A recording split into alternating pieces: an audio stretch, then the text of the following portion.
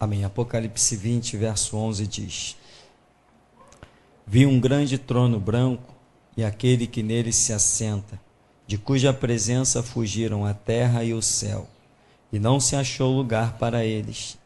Vi também os mortos, os grandes e os pequenos, postos em pé diante do trono.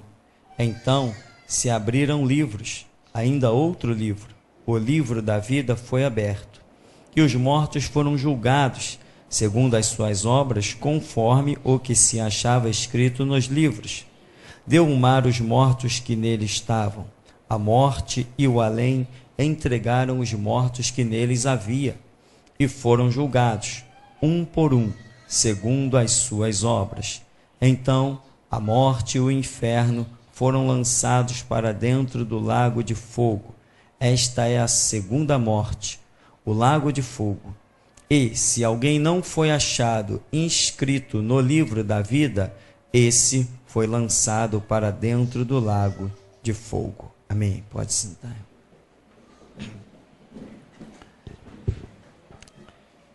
Irmãos, o juízo de Deus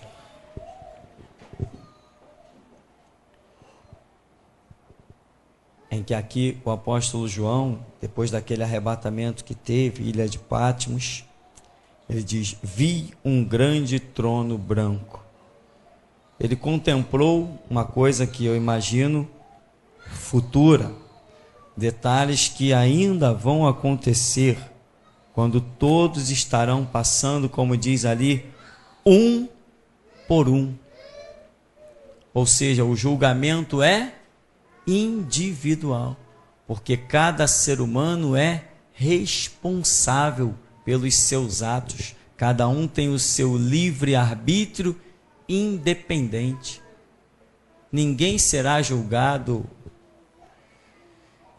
apontando para ninguém. Não, mas alguém me induziu.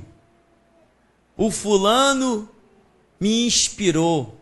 Não sei quem me enganou. Lembra do profeta desconhecido que foi enganado? Não foi enganado? Foi enganado. Deus considerou o fato de ele ter sido enganado? Não. Deus o julgou pelo que ele fez. Não interessam os motivos. Interessa que ele fez. Ele vai ser julgado pelo que ele fez. Eu falo não interessam os motivos, considerando-se a situação que estamos vivendo, né? Não pense em códigos civis, nem em situações que estão acontecendo no mundo, não. Estamos falando daqui das coisas diante do trono de Deus. Deus conhece todas as causas, razões, motivos e circunstâncias. Então aqui a Bíblia diz que um por um. E muita gente já perguntou, né? Poxa, esse julgamento vai demorar muito. Já pensou? A humanidade toda, um por um, passando diante de Deus? Irmão, não tem problema. Deus tem tempo de sobra, amém? Não vai dar para dizer assim, caramba, vou chegar meio-dia, na troca do plantão. Muitos de nós já não fez isso? Quando você quer que o camarada lá, nesse roubo do Brasil, aí do Rio de Janeiro, chamado vistoria de automóvel, quando você quer que o camarada não olhe muito bem o seu carro, o que você faz? Você marca uma vistoria para meio-dia. Tu sabe que o camarada está cheio de fome, ele quer sair logo dali, quer passar o plantão, ele está nem aí. Ah, tá bom, está aprovado, vai lá pegar seu documento. Quantos de nós já não fez isso? Eu faço toda hora. Eu faço toda hora. Quer ver uma hora boa para você marcar vistoria? Carnaval. Que beleza você marcar vistoria na semana do carnaval. O camarada, o teu pneu tá careca, ele diz que tá cabeludo e acabou a história. Mas, no juízo do trono de Deus, ninguém vai pegá-lo na mudança do plantão, com fome, atarefado. Ele vai estar ali concentrado. O negócio dele é o teu julgamento, é o meu julgamento. Naquele dia vai ser assim, né? Ou seja, ninguém escapa. Eu acho interessante, um por um. Ou seja, lá na hora, não vai poder dizer assim, mas Deus, teve um cara que estava do meu lado que me induziu, quer ver? Cadê ele? Está sozinho, não adianta procurar por ninguém. Naquele dia não adianta, é você sozinho diante do teu Criador. Mas, poxa, mas Senhor, sabe, a minha esposa, cadê ela? Onde é que ela está? Ela tinha falado isso assim, cadê a minha esposa? Não vai adiantar, é um por um diante do trono de Deus. Mas Senhor, o Senhor sabe, né? O Senhor não instituiu a família? Foi por causa da minha família que eu fiz ou não fiz. Quer ver? Cadê a minha família? Ih, não tem família. Foi por causa do meu irmão, foi por causa da minha irmã, foi por causa da minha mãe, foi por causa do meu pai. Jesus vai dizer assim, cadê a tua mãe? Cadê teu pai?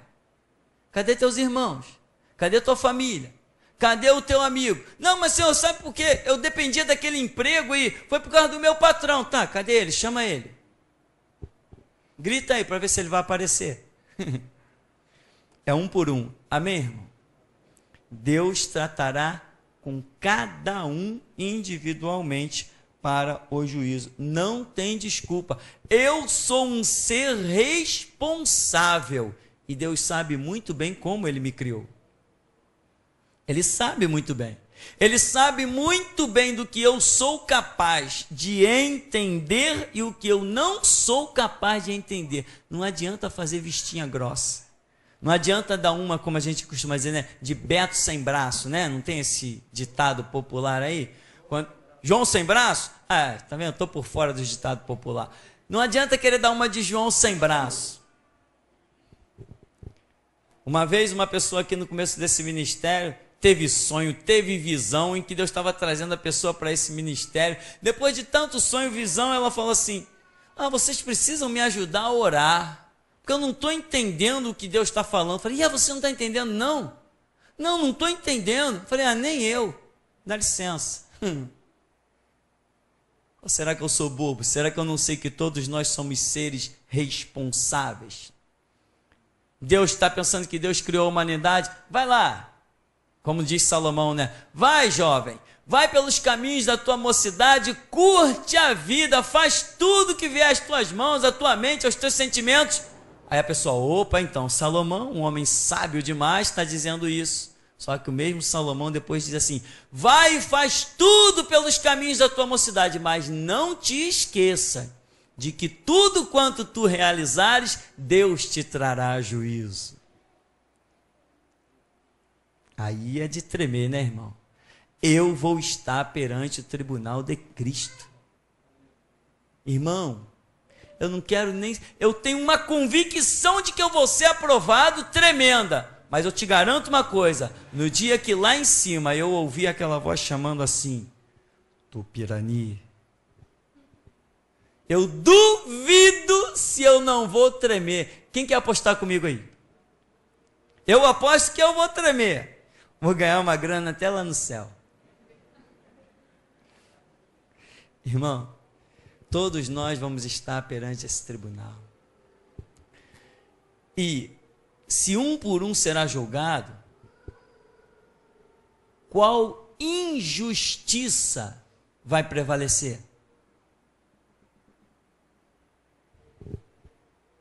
Se um por um será julgado perante o nosso Deus, perante o seu trono, o seu tribunal, qual injustiça vai prevalecer? Nos olhos daquele que são como chama de fogo. Sabe o que eu tenho a te dizer, meu irmão? Se alegra pelo que te esbofeteou, se alegra pelo que te pisou, se alegra pelo que te humilhou, se alegra pelo que te denegriu, se alegra pelo que fez de você gato e sapato, trapo, farrapo, se alegra, pode se alegrar, porque os que têm fome e sede de justiça serão fartos. Deus falou para Abraão, não faria justiça ao grande juiz de toda a terra? Porque Abraão sabia, mas o Senhor vai destruir a Sodoma e Gomorra? Caramba, Ló está lá. Aí Abraão chega para Deus, mas vem cá, e se no meio dessa cidade aí tiverem 50 justos, O Senhor ainda assim vai destruir? Ele falou assim, não, longe de mim destruir o justo com o ímpio. Se tiver 50 lá, eu não destruo. Ah, mas então se faltar só mais um, se ao invés de 50 tiver 49, não, também eu não destruo. Ah, então se baixar 10, se tiver 40, não, eu não vou destruir. 30, 20, 15, 10, 9, 8, 7, se tiver um justo, Abraão, se tiver um justo naquela cidade, eu não destruo ela. A integridade de Deus em fazer justiça é gloriosa. Toda injustiça terá que passar no fio da espada do Todo-Poderoso. E eu me alegro nisso, eu me alegro. Eu exulto e canto. A minha alma engrandece ao Senhor e o meu espírito se alegra em Deus, o meu Salvador. Abraão pensando em quem? Em Ló, que era justo. Aí quando Abraão está imaginando, opa, então Sodoma e Gomorra não vai ser destruída, porque Ló está lá. Aí Deus diz assim, Abraão, dá licença agora, porque eu tenho uma cidade para destruir. Abraão ficou esperando. Ora, mas tem Ló lá. Deus manda os anjos da frente, tira Ló daquela cidade. Retira ele lá com a sua família daquela cidade. Quando Ló está salvo, aí Deus vai e destrói a cidade. Não tem injustiça que prevaleça. Irmão, você tem sido humilhado lá no teu emprego? Às vezes você tem que trabalhar para marginal, para defender o teu pão de cada dia. Olha, irmão, trabalhe para marginal, mas não seja um. Às vezes você tem que trabalhar para um católico desses ferrenhos, né? Como é que se dá aquele nome? Aqueles católicos contumaz e tal, que gosta de humilhar todos os outros das outras religiões. Tá, tem orado, é o projeto de Deus que você trabalha ali? Trabalhe. Se Deus tem mostrado que é para você sofrer humilhação, pode sofrer.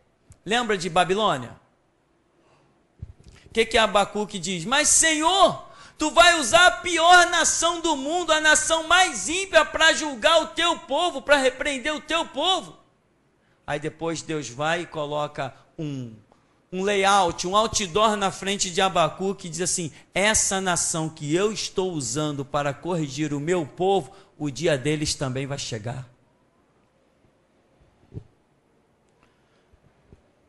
E chegou o dia de Babilônia.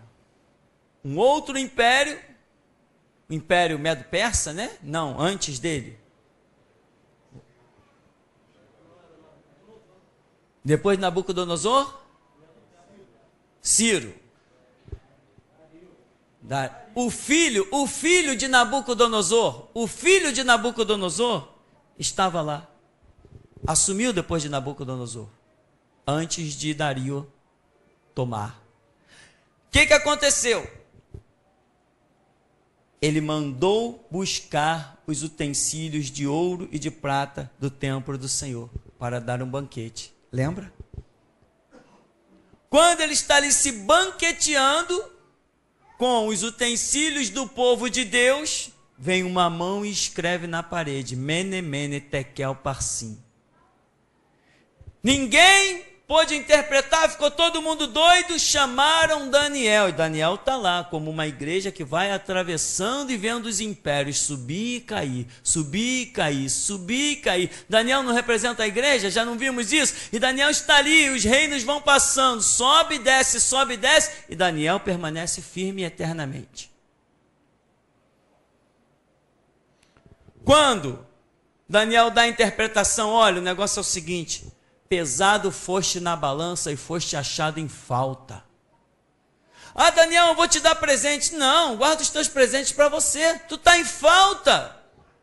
O que tu tem para dar para alguém se tu está em falta diante do Todo-Poderoso? Diz a Bíblia que naquela mesma noite, Dario, o Medo, com a idade de 62 anos, invadiu Babilônia, sem ser necessário matar ninguém. Segundo alguns historiadores, não precisou matar ninguém, porque traíram Babilônia, abriram portas e o Dario Medo dominou o império e mataram o rei naquele dia. Porque ele estava praticando uma injustiça. Qual era a injustiça? Ele não podia tocar nos utensílios de ouro e de prata que pertenciam ao templo de Deus. E eu te pergunto, se Deus matou um homem, preservou toda uma nação, todo o império foi preservado, segundo alguns historiadores, mas aquele que mandou buscar os cálices de ouro e de prata, Deus o fez cair a espada. Se Deus fez cair a espada um homem porque tocou nos seus cálices de ouro e de prata, eu te pergunto, o que ele não fará com aquele que tocar em ti?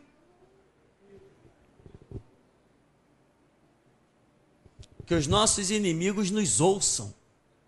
Podem nos matar, mas quando nós partirmos dessa terra, o que nos aguarda é o que olhos não viram, nem ouvidos ouviram, nem jamais penetrou o coração humano. Porém, os que nos abaterem, entre aspas, neste mundo, nós sabemos o que aguarda eles. É o lago que arde com fogo e enxofre, que é a segunda morte, a eternidade de tormento. O apóstolo João, ele vê que vi também mortos, os grandes e os pequenos, postos em pé diante do trono. Então se abriram livros, ainda outro livro. Quer dizer, foi aberto o livro de obras e o livro da vida. O que é o livro da vida? São aqueles cujas obras estão, cuja vida está de alguma maneira aprovada e já foi salvo. E tem outros livros de obras, e diz que cada um foi julgado, lá no verso 13, cada um foi julgado segundo as suas obras. Irmão, ninguém vai escapar deste dia, de diante do trono de Deus. Pode ter essa palavra na ponta da língua para quem passar diante de você que Deus colocar. Pode usar essa palavra que você vai ver qualquer um tremer, porque o Espírito Santo está nela. Qualquer um que estiver falando contigo em qualquer lugar, você diz assim: ei, não esquece que você vai estar diante do trono de Deus para ser julgado. Pode usar essa palavra que você vai ver o resultado que ela traz. Quando você estiver conversando com alguém orgulhoso, alguém prepotente, alguém arrogante, diga para ele: você vai estar diante do trono de Deus para ser julgado. Eu quero ver o que você vai dizer naquele dia. Não haverá nenhuma injustiça que fique sem punição, e não haverá nenhum ato de justiça que fique sem recompensa. Exulta, irmão, canta. Você foi chamado para sofrer as afrontas, as humilhações. Você foi chamado para receber as recompensas e os galardões.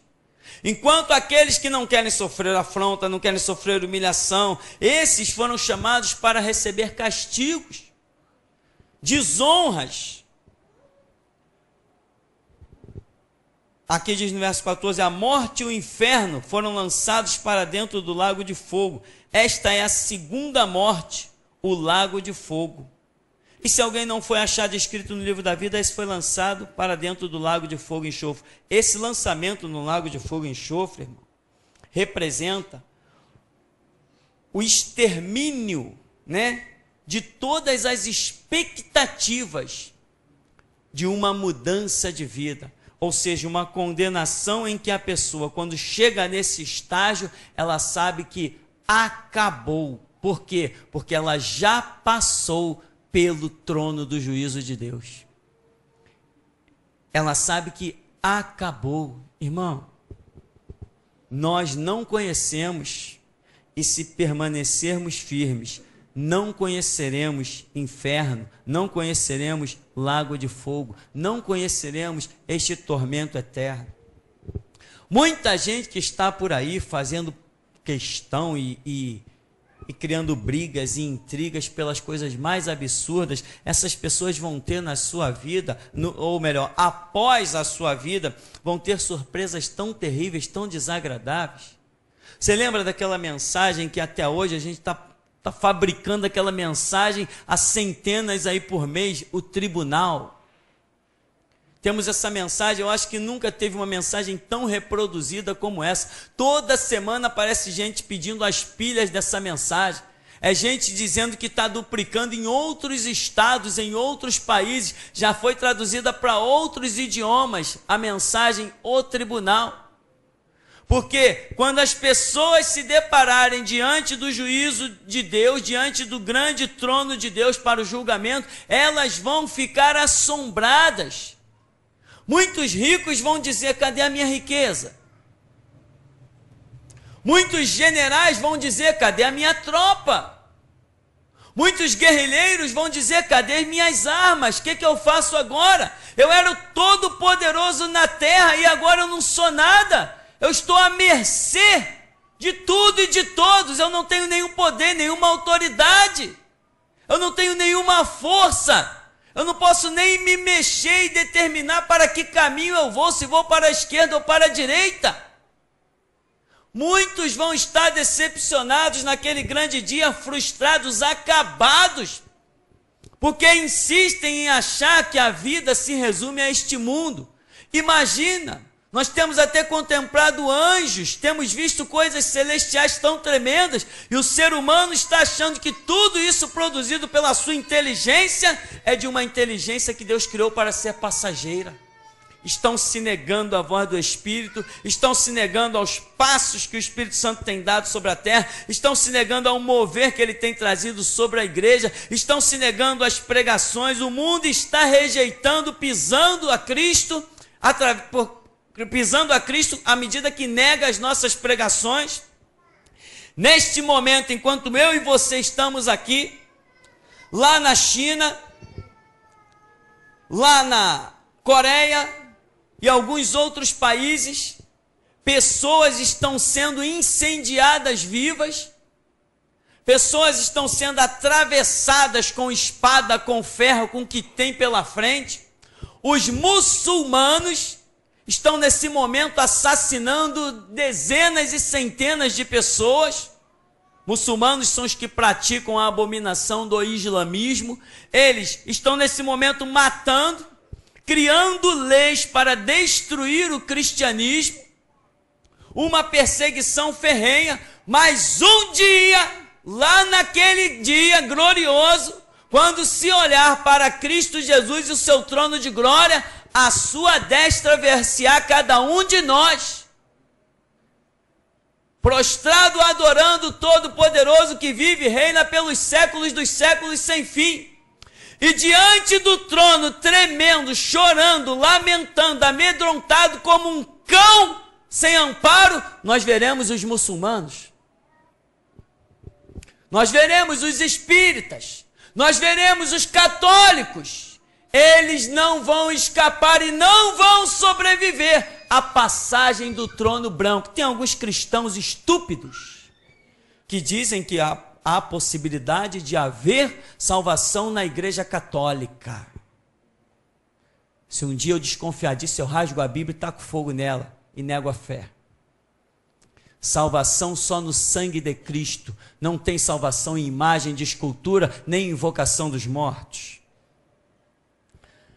Nós estaremos felizes, como os 24 anciãos, adorando pelos séculos dos séculos sem fim. Levantai, porta, as vossas cabeças, digno és do Cordeiro de Deus de receber a honra, a glória, o louvor e a adoração. E enquanto nós estamos adorando com os anjos, arcanjos, querubins e serafins, rodeados da glória de Deus, nós ouviremos o martelo de Cristo batendo: condenado!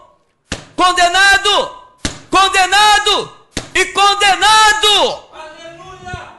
Mas para nós que esperamos em Cristo, Ele nasce dia após dia como o sol da justiça, trazendo salvação debaixo das suas asas. Aleluia. Nós ouviremos muito dessa frase: condenado, condenado, condenado. E nós seremos testemunhas contra cada um deles, pela obra que nós temos realizado sobre a terra e que eles negaram. E como o Senhor Jesus disse, quem vos recebe a vós, a mim me recebe. E quem me recebe, recebe aquele que me enviou. Mas quem nega vocês, a mim me nega. E nega também aquele que me enviou. João está contemplando algo que é para deixar exatamente para o nosso entendimento.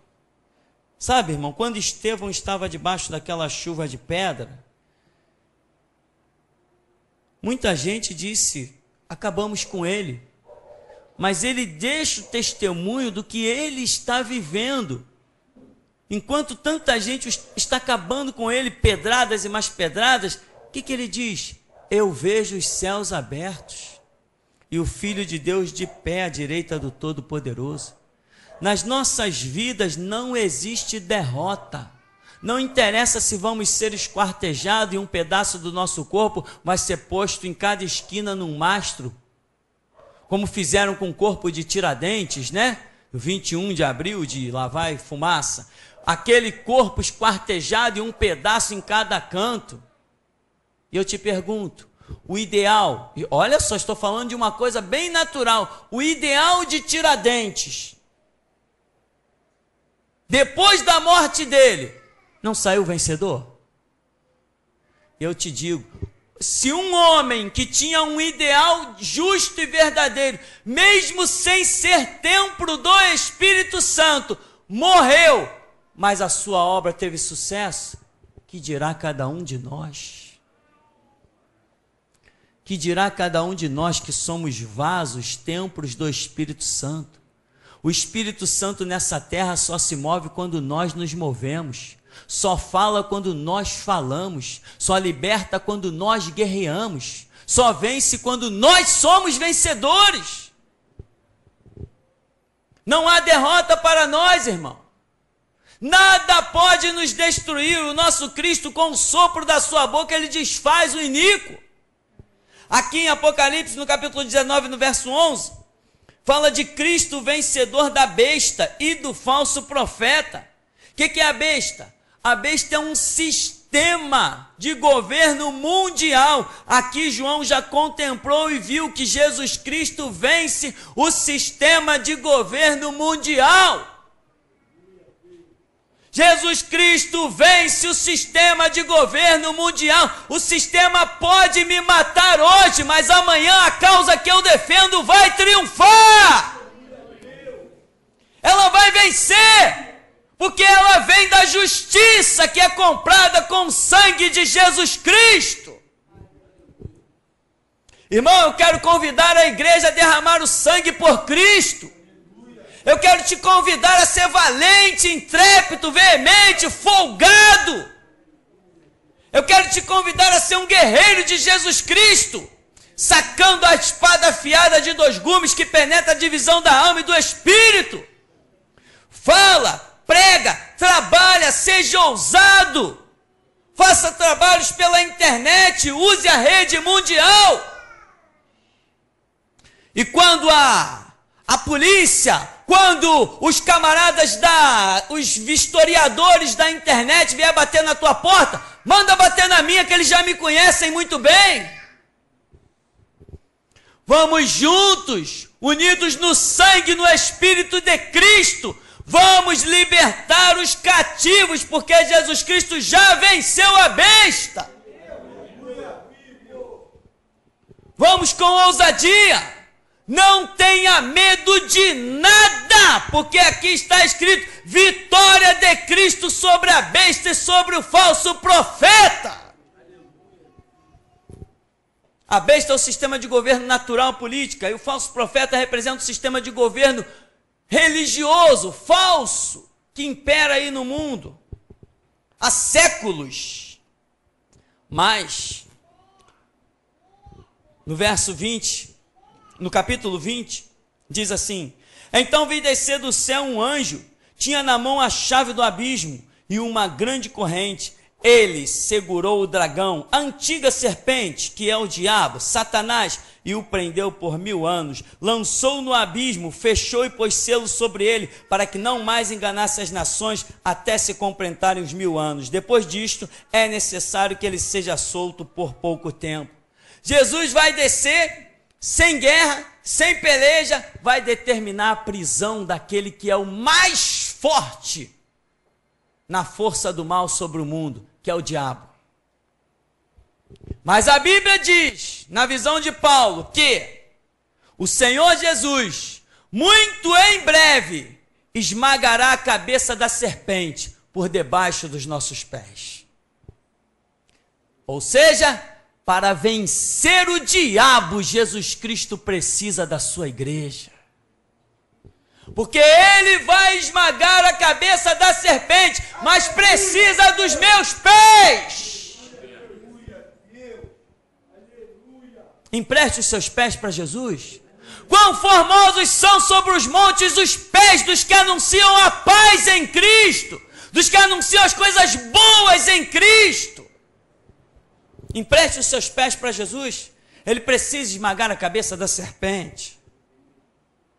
Esse representante máximo das trevas já está vencido no sangue de Cristo. Ele não pode nem olhar para nós, porque o brilho da glória de Deus que está em nós é muito. Aí diz aqui, Jesus vai se manifestar e vai aprisionar o diabo. Aí depois no verso 7, capítulo 20, verso 7. Quando, porém, se completarem os 1000 anos, Satanás será solto da sua prisão e sairá a seduzir as nações que há nos 4 cantos da terra, Gog e Magog, a fim de reuni-las para a peleja. O número dessas é como a areia do mar. Marcharam então pela superfície da terra, sitiaram o acampamento dos santos e a cidade querida. Desceu, porém, fogo do céu e os consumiu. O diabo, sedutor deles, foi lançado para dentro do lago de fogo e enxofre, onde já se encontraram não só a besta, como também o falso profeta, e serão atormentados de dia e de noite pelos séculos dos séculos sem fim. Veja bem, meu irmão, o poder do nosso Deus. O que acontece quando 2 impérios se defrontam? O que acontece quando guerreiros se digradiam e um domina o outro? O que ele faz? Ele procura traçar uma estratégia, ele procura gerar a morte do outro, ele procura aprisionar o outro de uma maneira que não se levante mais, para que não venha a ameaçar a sua posição. Não é assim que fazem os impérios? Não é assim que lidam os guerreiros? Não é assim que fazem os exércitos? Olha o poder de Jesus Cristo como é tanto, que ele não está preocupado com a força do inimigo. Aqui no capítulo 20, a partir do verso 1, nós vimos que o diabo será preso, mas lá no verso 7, Jesus vai dizer assim: solta ele lá de novo, que eu vou derrotar ele de novo. Eu vou mostrar que a minha derrota não é por acaso, não. Eu vou mostrar que eu tenho poder nos céus e na terra.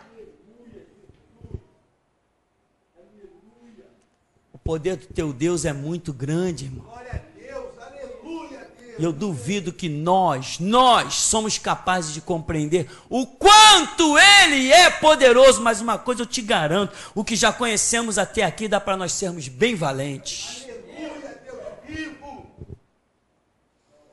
Você sabe que você tem recebido, você tem sido valente para suportar ser expulso de casa, você tem sido valente para suportar ser demitido do seu trabalho, você tem sido valente para ser a ovelha negra, você tem sido valente para isso, porque o que você tem recebido aqui não é pensamentos humanos, é a palavra de Deus que é espírito e vida. Neste momento, enquanto estamos aqui, irmãos nossos, crianças, estão sendo incendiadas, estão sendo esquartejadas, igrejas estão sendo demolidas, e Deus está anotando tudinho no seu caderno.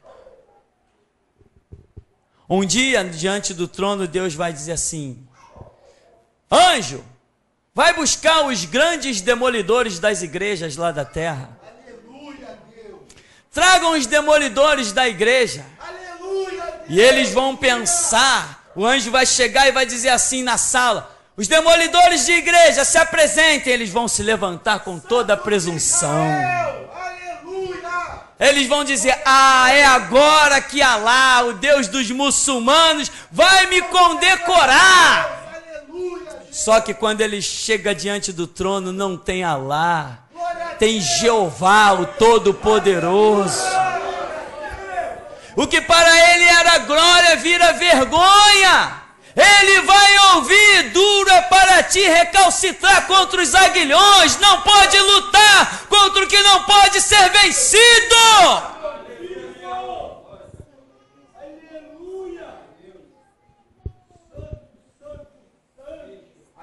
Aí o anjo vai clamar de novo dentro da sala: onde estão os esquartejadores dos cristãos? Opa, sou eu aqui! É sua vez agora de receber a sua porção. Aleluia, Deus! Todos vão passar perante o tribunal de Cristo! O que nós servimos?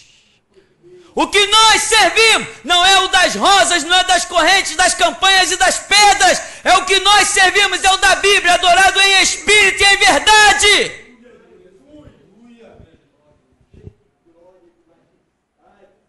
Onde estão os valentes lá da terra que mataram um monte de crianças? Aí alguém vai se levantar: fui eu fui esse valente. Pois bem, covarde, agora é a sua vez, vai perante o trono. Meu irmão, os homens sem Deus, com os seus fanatismos, esses islâmicos malucos, doidos, fanáticos, endemoniados, eles são tão covardes e tão fracos que até de criança eles têm medo. Enquanto nós cristãos desafiamos ao diabo e todo o seu poderio, desafiamos a Satanás e todos os seus demônios, eles estão lá nesse momento assassinando crianças.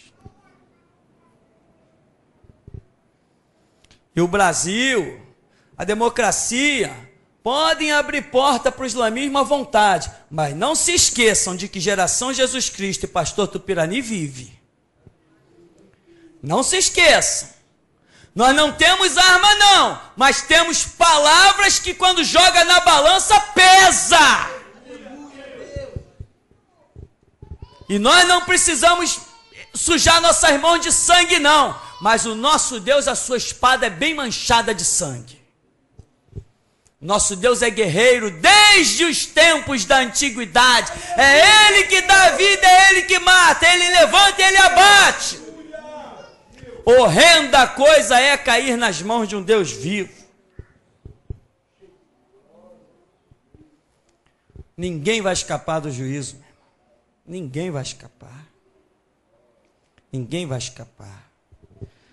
Não quero nem entrar em detalhe nessa hora dos espíritas, dos católicos. O meu alvo hoje é falar dos covardes do islamismo. Junta 50 caras montados a cavalo, com porrete, com revólver, para invadir uma igreja com 10, 15 adolescentes. Ah, como eles são fortes. Eles são tão fortes igual o Deus deles. Bota isso em vídeo, por favor, joguem na comunidade islâmica. E diga para eles que eu, pastor Tupirani, estou desafiando eles cara a cara em praça pública. Aleluia, Deus! Podemos marcar no centro da cidade. Se eles forem homens para comparecer, põe lá. E pode dizer que eu já estou dizendo, eles não são homens para aparecer num debate em praça pública no meio da rua comigo. Não são homens. Não tem dignidade, não tem honra, porque quem mata uma criança, meu irmão, não vale mais que um cão. Assassinos, desde quando assassino tem dignidade? Desde quando assassino é valente? Quem se esconde atrás de revólver e arma não tem valentia. Valentia temos nós, que trabalhamos com as forças do Espírito Santo. Eles não aceitam um desafio comigo. Eles não são homens para isso. Aleluia, Deus vivo. Outro dia um ligou para cá, disfarçado de crente. que ia mandar uma equipe vir me buscar para me levar a São Paulo. A minha esposa falou assim, é uma cilada. Falei, tá certo, vamos orar. Era uma cilada mesmo, mas cadê eles? Talvez não estejam nem mais vivos, mas uma coisa eu sei, que mesmo um dia, quando não me verem de pé, pode acreditar, eu estou vivo. Então, meu irmão, ninguém vai escapar desse trono, né? Irmão, vou dizer uma coisa para você. Nós estamos precisando de gente nesse ministério. Eu preciso montar peças. Você lembra como nós montamos as mãos vazias? Eu estou precisando de gente para trabalhar. Por favor, meu irmão, se disponha. Se disponha, para de trabalhar por arroz e feijão, trabalha pelo reino de Deus. Eu estou precisando de obreiros. Eu preciso montar peças, eu preciso fazer filmagens. A internet é a nossa praia e nós estamos usando muito pouco disso. Eu preciso de gente que faça desenho animado. A minha cabeça está fervendo com filmes de longa-metragem. Eu não tenho ninguém para fazer desenho. Porque tem gente que não está se dispondo, está muito atarefado ganhando dinheiro, mas está perdendo o próprio ministério. Eu estou precisando de gente para trabalhar, meu irmão. E triste, quando eu penso que está tudo pronto, que eu vou ter as pessoas, alguém pisa na bola e Jesus diz, não posso mais contar com aquele. A seara já é tão pouco, irmão, não pisa mais na bola, não. A seara já é tão grande, poucos são os obreiros, não pisa mais na bola. Nós precisamos de gente para trabalhar. Se eu tivesse alguém dentro do ministério hoje, fazendo desenhos, eu já teria incendiado o sistema judiciário, que eles não me suportariam mais. Eu teria colocado no mercado a podridão do sistema judiciário em revista de quadrinho e em filme infantil, em forma de filme infantil, que eles não teriam mais conseguido me suportar, mas eu não sei desenhar.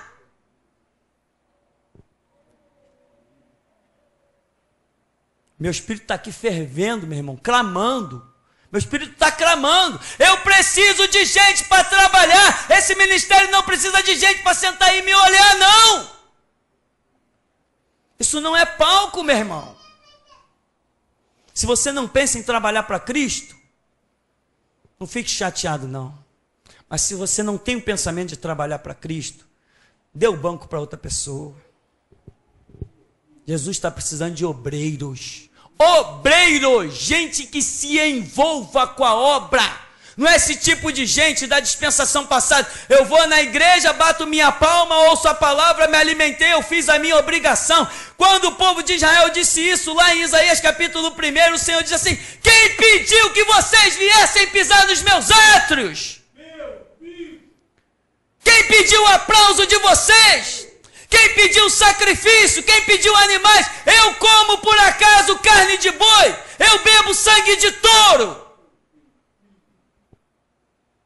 De uma vez por todas, irmão, desperta tu que dorme, ressuscita-te dentre os mortos e Cristo te iluminará. Se dispõe, trabalha. Nós precisamos incendiar o mundo. Precisamos incendiar o mundo. Sabe o que é incendiar o mundo? Com uma palavra. Olha a frase que eu pus lá naquele quadro, é o que fez efeito na minha vida. Um livro incendeia um homem, e um homem incendeia a sua geração. Aleluia! Sabe por que hoje nós estamos aqui? Porque há mais de 100 anos atrás, um homem muito valente dispôs a sua vida, aleluia, Martinho Lutero. Deus, aleluia! Ele passou, mas a sua obra vive em mim. Aleluia, Deus! Aleluia! Desperta, meu irmão. Desperta! Desperta, porque hoje eu subi atribulado para este púlpito, eu subi desesperado, eu disse, meu Deus, eu não tenho uma palavra para dizer para esse povo.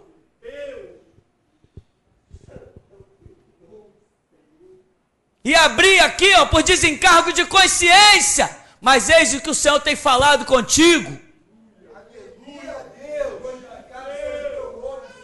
Se Deus não tem falado em outros dias, hoje eu digo, Ele tem falado. Dispõe-te, levanta-te e faze o povo herdar a terra que Deus já jurou que daria. Desperta, não fica adormecido. Não dê ouvidos às latas vazias.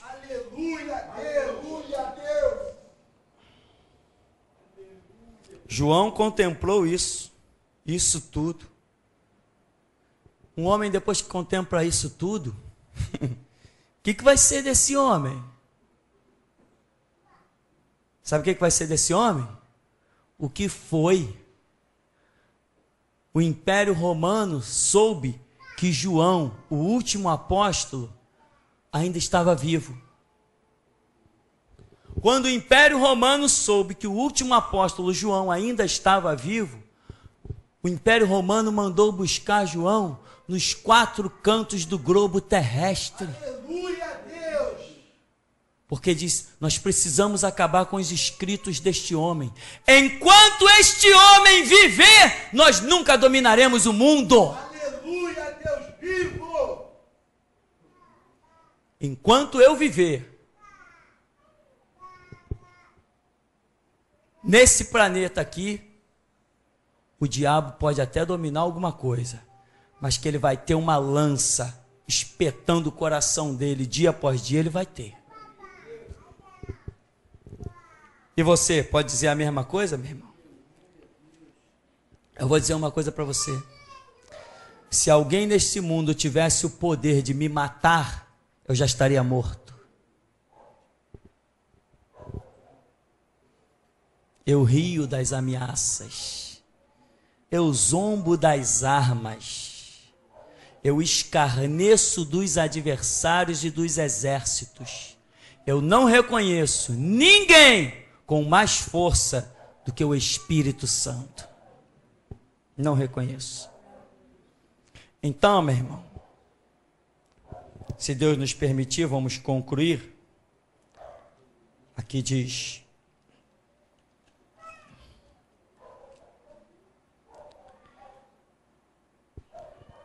no capítulo 20, no verso 7. Quando, porém, se completar os 1000 anos, Satanás será solto da sua prisão, sairá a seduzir as nações que há nos 4 cantos da terra, Gog e Magog, a fim de reuni-las para a peleja.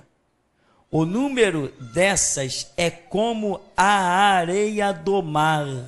O número dessas é como a areia do mar, ou seja, incontável. Aí lá vai eles, marcharam então pela superfície da terra e sitiaram o acampamento dos santos e a cidade querida. Desceu, porém, fogo do céu e os consumiu. O diabo, o sedutor deles, foi lançado para dentro do lago de fogo e enxofre, onde já se encontram não só a besta, como também o falso profeta, e serão atormentados de dia e de noite, pelos séculos dos séculos sem fim. Enquanto os adversários da igreja e de Cristo estarão em tormento eterno, nós estaremos desfrutando do que olhos não viram, nem ouvidos ouviram, nem jamais penetrou ao coração humano. Então, até aqui nos tem ajudado o Senhor e aqueles que são convocados pelo Espírito Santo para ser fiel até a morte. Vamos louvar a Deus.